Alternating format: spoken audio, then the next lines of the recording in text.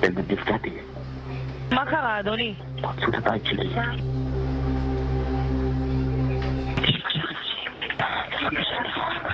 אנחנו נגיע, אני מבטיחה לך, אנחנו נגיע. Aux premières heures de cette matinée du Shabbat noir, le 7 octobre, au début du chaos, tous les appels de détresse des civils arrivent à ce central de la police, celui du sud du pays. C'est donc eux qui, en premier, ont pu se rendre compte de l'ampleur du désastre et de l'énormité de l'attaque sur le sud d'Israël. Un raz-de-marée. Tous les appels au secours sur le numéro d'urgence national 100 sont arrivés ici en même temps. On n'a jamais vécu une chose pareille. Ce sont des milliers d'appels qui arrivent en même temps pour signaler la même chose, l'incursion de terroristes dans leur maison.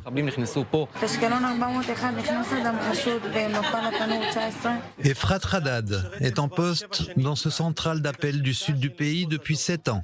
Au matin du 7 octobre, elle était de repos chez elle.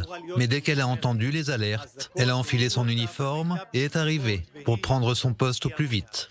Dès que je comprends ce qui se passe, j'essaye de joindre chacun d'eux pour m'assurer que tout le monde va bien et que tout le monde est chez lui, à l'abri. Mais mon père ne me répond pas à ce moment-là. Et je rentre en panique. Je suis extrêmement stressée. Mais en parallèle, je suis obligée de garder la tête froide et de rester concentrée sur mon travail. Et donner à tous ces gens qui appellent dans une telle détresse la meilleure des réponses qui pourra, l'espace de quelques secondes, leur donner un peu de réconfort, les rassurer. J'essaye de m'occuper aussi en même temps de ma famille, de ma maison, afin de m'assurer que tout le monde va bien. Au début, je ne savais pas vraiment quoi faire. J'étais perdue. איפה את נמצאת? את נמצאת בנתיבות? זה רק את ובעלך שם?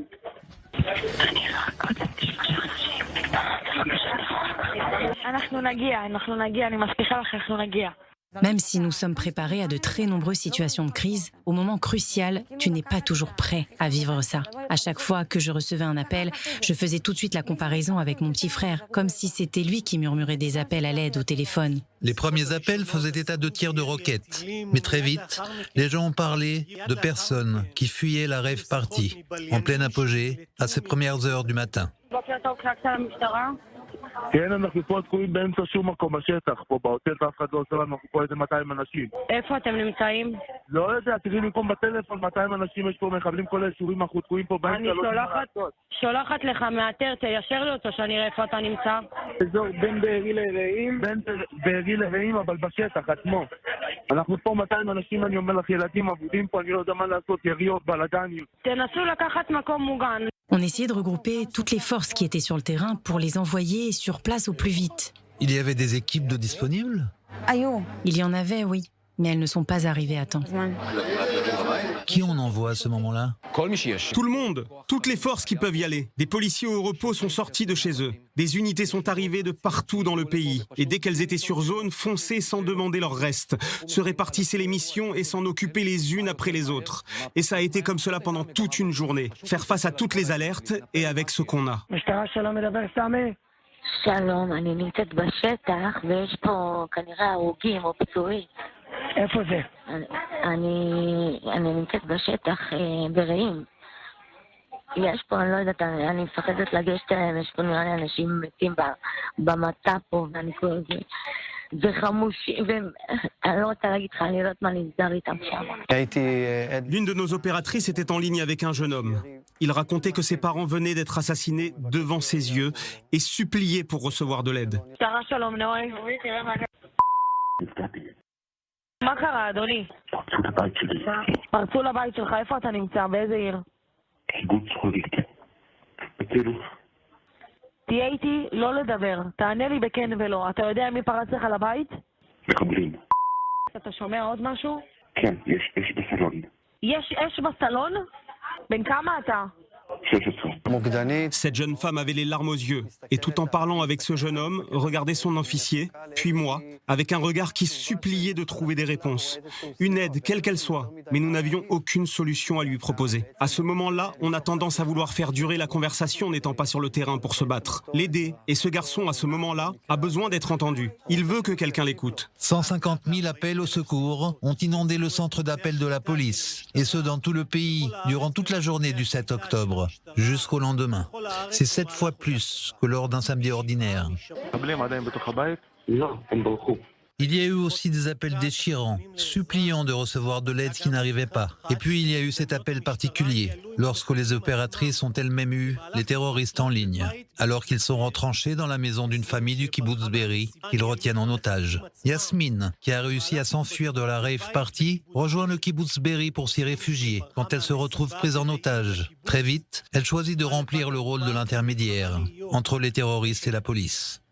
Avec nous, il y a au moins 40 terroristes. Une partie dans la maison, l'autre dehors, dans la cour de la maison. Et je ne cesse de leur répéter, s'il vous plaît, ne me tuez pas, je suis mère de 3 enfants, je ne peux pas les laisser tout seuls. Leur chef me parle en arabe, puis un autre me traduit ce qu'il dit, et on appelle la police. On me dit quoi dire, d'expliquer que je suis prise en otage au kibbutz Be'eri et que nous sommes 40 otages, car ils voulaient exagérer le nombre pour donner plus d'importance à ces revendications. En fait, nous étions 12. שלום שירז, מדברת יסמין, אני נמצאת פה בקיבוץ בארי עם 50 בני ערובה יחד עם חבר'ה פלסטינאים. הם רוצים הפסקת אש והם רוצים כאילו לשחרר אותנו את הבני ערובה והם רוצים לצאת בשלום איתו. אנחנו פה עם ילדים, אנשים מבוגרים. את כרגע לידם מחבלים? Le chef ne comprenait pas et a voulu qu'on lui passe quelqu'un qui parlait l'arabe.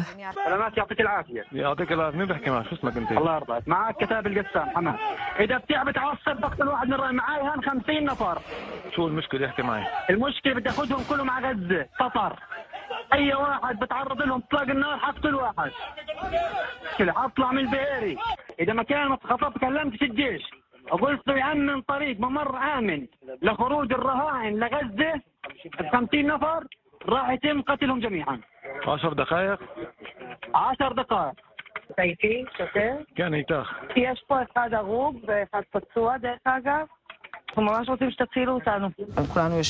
Nous sommes donc assis avec le chef des terroristes, les 2 autres qui parlent hébreu et anglais, et ils me disent « Tu sais ce qu'il a dit en arabe ? Il a dit qu'on voit que tu n'as pas peur. » Et je lui ai répondu « C'est vrai, je n'ai pas peur. » Et je sens que petit à petit se construit une relation un peu différente entre eux et moi. Il me sourit, il me rassure. مالك 50 مواطن 50 انتوا جماعه كتاب القدس مالك دخل انت قديش مش انتوا سلام. Et soudain des jeeps surgissent. Il est 4 heures de l'après-midi. Depuis 7 heures du matin, le massacre continue. Et là, on comprend que l'armée est enfin arrivée. Grâce aux informations fournies par les opérateurs et opératrices de la police, les policiers d'élite du Yamam, l'unité antiterroriste de la police israélienne, ont donné l'assaut et ont sauvé Yasmine et les autres otages qui étaient avec elle. Malheureusement, son compagnon Tal est mort assassiné par les terroristes. Et alors que ce drame, à Be'eri, prend fin, au central de police, la folie continue. Combien de temps cela a-t-il duré ? On ne regarde pas sa montre dans ces moments-là, mais je peux vous dire que je n'oublierai jamais cette journée de cauchemar. Mais c'est passé comme un mauvais rêve, comme ça. Après 27 ou 28 heures, on a commencé à sentir que les choses commençaient à se calmer. Et c'est à ce moment-là qu'on a pu un petit peu se relâcher. Car jusque-là, c'était impossible. Y a-t-il une conversation qui vous a marqué plus que les autres ?